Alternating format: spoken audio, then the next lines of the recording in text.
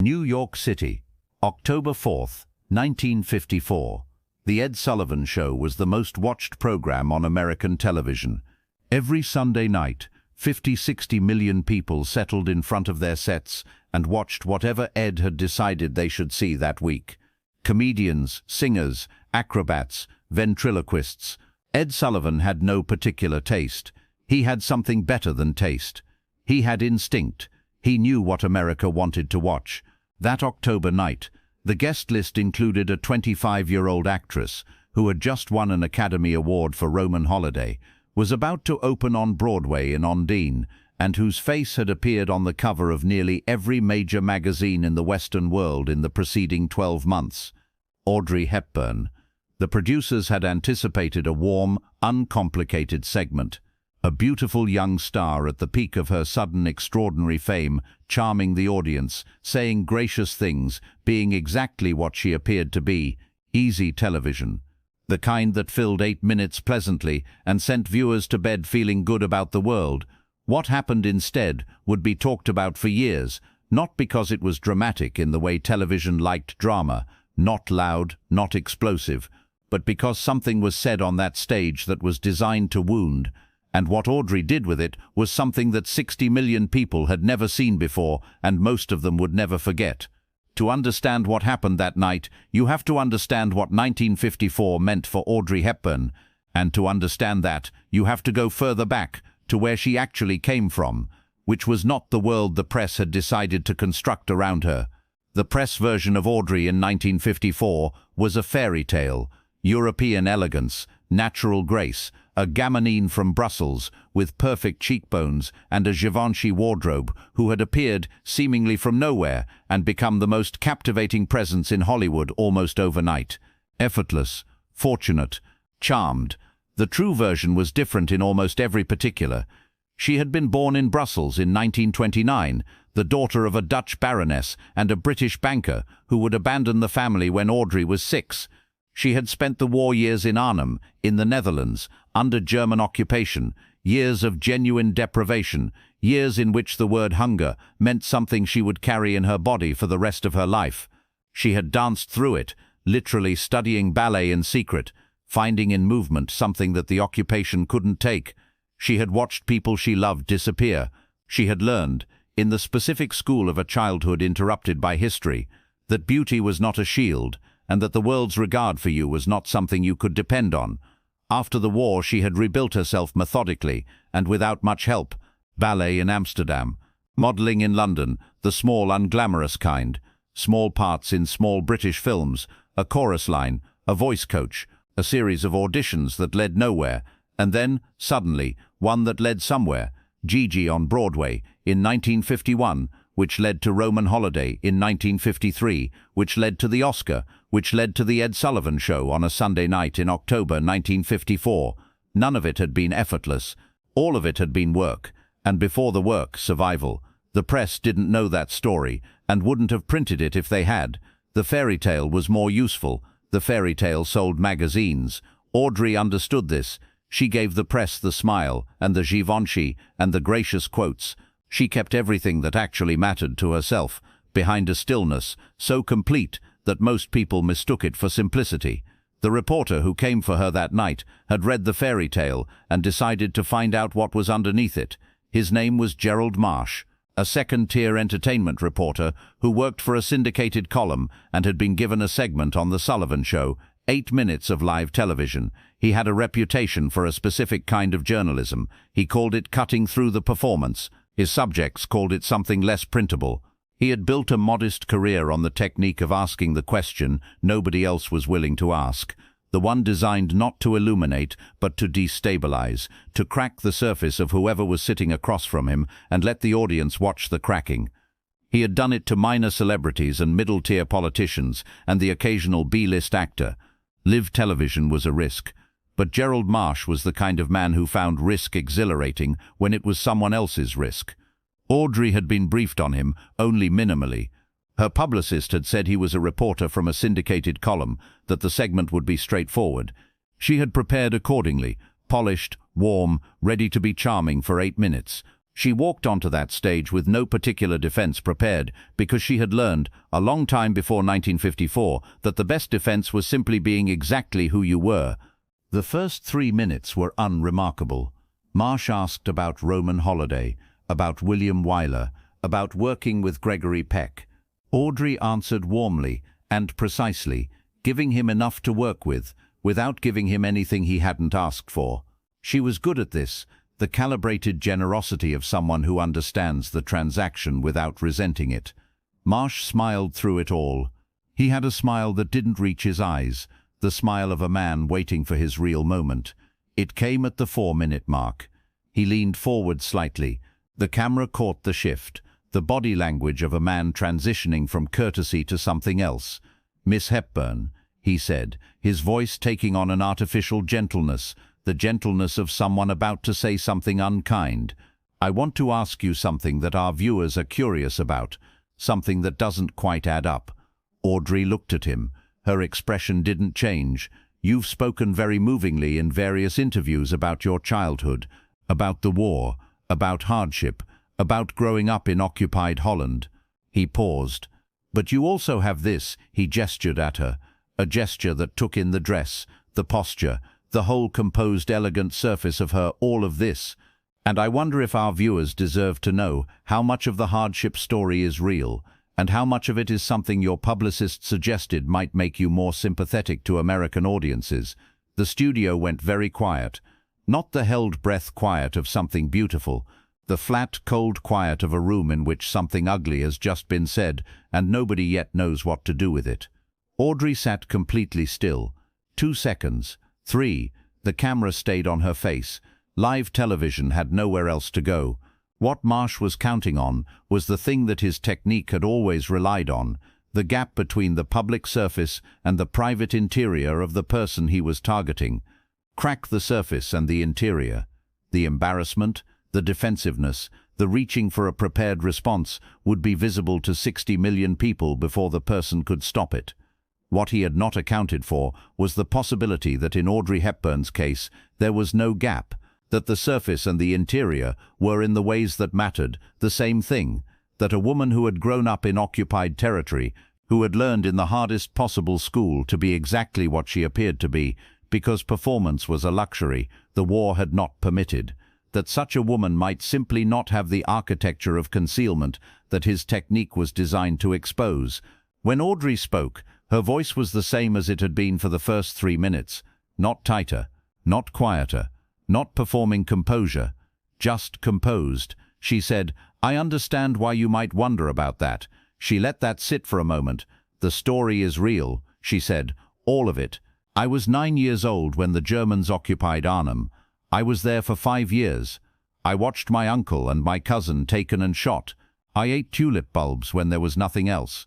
I weighed around 88 pounds when the liberation came in 1945. These are not things my publicist suggested. These are things that happened." She looked at Marsh directly, not with anger, with something more unsettling than anger, with patience. "But I understand your question," she said, "because you're right that I don't look like someone that happened to. I don't walk around carrying it visibly. I don't bring it into rooms with me. And I think perhaps that makes it seem less real to people." She paused. "My mother taught me, during the war, that you carry the hard things on the inside, that you don't put them on the outside where they can be used against you, or where they become a burden to the people around you." She called it being a responsible person. "I have tried to do that." Another pause. Shorter. "I'm not sure it always works," she said, "but I'm not sure being visibly damaged would work better. I've simply chosen not to perform my suffering for the benefit of people who would find it more convincing." She looked at Marsh with an expression that was entirely calm and entirely clear. "I'm sorry if that makes the story seem fabricated," she said. "The tulip bulbs were not fabricated. The 88 pounds were not fabricated. The men who were shot were not fabricated. They were my family." She stopped. The studio was completely silent. Gerald Marsh opened his mouth. He had a follow-up prepared. He always had a follow-up. The second blow, designed to press on the revealed vulnerability. It had worked before. The structure had always held. He closed his mouth. Something had happened that had no place in his structure. The wound he had aimed for had not appeared. What had appeared instead was something so complete and so clear that a follow-up question would have been not merely cruel, but visibly, publicly absurd. 60 million people were watching. 60 million people had just heard a woman describe tulip bulbs and 88 pounds, and men who were shot describe it in a voice that did not shake, with the particular authority of someone for whom these things were not a narrative but a memory. There was nothing to press on. There was no crack. He looked at his notes. He looked up. He said, "Thank you, Miss Hepburn." And that was the end of his 8 minutes. The studio applause that followed was not the polished, cued applause of a television variety show. It was the kind that starts in the wrong place, from someone in the third row who couldn't help it, then from the row beside them, then from everywhere, rolling forward like something that had been held in and finally released. Audrey sat through it with an expression that was, if anything, slightly puzzled, the genuine puzzlement of someone who had simply told the truth and could not quite understand why that required a reaction. Ed Sullivan came out to close the segment. He shook Audrey's hand. He held it a moment longer than the handshake required. He said, simply, "Thank you." She said, "Thank you for having me." He nodded, seemed to want to say something more. He didn't. He moved on to introduce the next act. Marsh had already left the stage. The reviews the next morning were not about Gerald Marsh. They were about Audrey. The New York Times described her response as the most composed and honest moment of television in recent memory. The Daily News called Marsh's question contemptible and Audrey's answer devastating. The Hollywood Reporter ran a piece that was, unusually for a trade publication, something close to moving, a description of a young woman refusing to be diminished and refusing to perform her refusal, which somehow made it more powerful than any dramatics would have been. The letters came in through the following week, thousands of them, to The Sullivan Show, to the networks, to Audrey's publicist, from Americans who had sat in their living rooms on a Sunday night and watched something they didn't have precise language for, but that they recognized. The thing that happens when someone tells a hard truth without asking for anything in return, without asking for sympathy, without leaning on the audience's pity, without making the suffering into a performance of itself. Many of the letters were from people who had survived things, from veterans, from immigrants, from people whose own histories contained things they had also chosen to carry on the inside, people who recognized, in what Audrey had said, the description of a choice they had also made, and who found it unexpectedly important to see that choice acknowledged on television in front of 60 million people. Audrey read every letter. She answered some brief notes, handwritten, acknowledging what the person had written and thanking them for it. The notes did not mention The Sullivan Show or Gerald Marsh. They simply said, "I understand. Thank you for telling me." She threw away the requests from Marsh's column without reading past the first line. In 1971, a journalist profiling Marsh for a small magazine asked about The Sullivan Show, about what it had been like to be on the receiving end of what the journalist called the most dignified response to a hostile question in television history. Marsh said, "She was better prepared than I expected." The journalist pressed, "That's all?" Marsh was quiet for a moment. Then he said, "She wasn't prepared at all. That's what I didn't understand. She wasn't prepared. She just told the truth, and I didn't have anything for that. I still don't." He didn't elaborate. The journalist let it stand. Audrey almost never mentioned The Sullivan Show in the years that followed. When people brought it up, she deflected with characteristic grace. A brief acknowledgement, a redirect, a smile that closed the subject without seeming to. Only once, in a conversation with a close friend in the late 1970s, did she say what she had been thinking in those 2 or 3 seconds of silence before she spoke. She said, "I thought about my mother." She paused. "My mother used to say that the Germans could take everything except what you decided they couldn't touch. They could take the food and the freedom and the safety and sometimes the people you loved, but they couldn't touch what you decided they couldn't touch, if you were careful enough about it." She looked at her friend. "That reporter was trying to take something," she said. "He was trying to take the truth of what happened to us, to my family, to the people in Arnhem. He was trying to make it something that needed to be proven or defended or performed, and I thought, no, that's mine. That's not something I'm going to let be taken." She was quiet for a moment. "I don't think he understood that," she said. "I don't think he understood that some things simply aren't available for that kind of use. And the reason they aren't available isn't anger or pride. It's because someone taught you, a long time ago, how to hold something so that it can't be taken." A pause. "My mother taught me that," she said. "On the inside. You keep it on the inside." Audrey Hepburn never stopped keeping things on the inside. The war stayed there, and the hunger, and the men who were shot, and the 5 years under occupation that had made her exactly who she was, in ways that no Oscar, and no Givenchy, and no fairy tale press narrative could reach. She had been asked to perform her suffering, and she had declined. Not with anger, not with a speech, not with the dramatics that television preferred and that would have given Gerald Marsh something to write about. She had simply described the truth, once, clearly, and then stopped. The audience understood.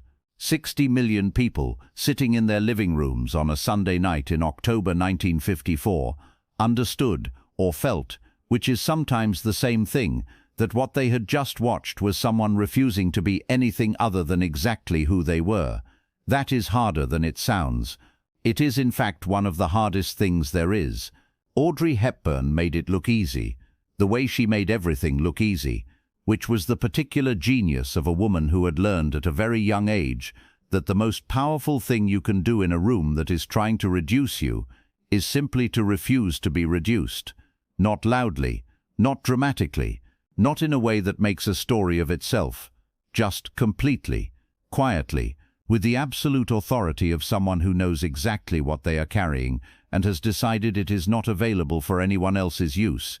That was the lesson of October 4th, 1954. That was the lesson Marsh didn't have anything for. Neither did anyone else. If you love stories about the moments that reveal who someone really is, not the performances, not the roles, but the person, subscribe. These are the ones that last.